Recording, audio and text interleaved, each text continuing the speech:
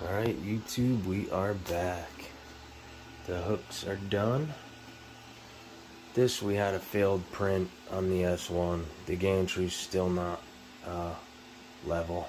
I'm still working on that. Super Racer tool holder, well, changeable tool holder, came out perfect. Look at that.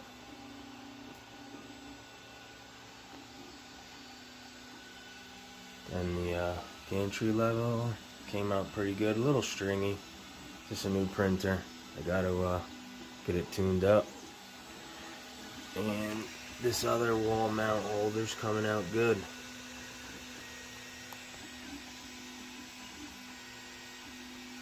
Alright guys, that's where we're at so far. Like, comment, please subscribe. We'll keep you guys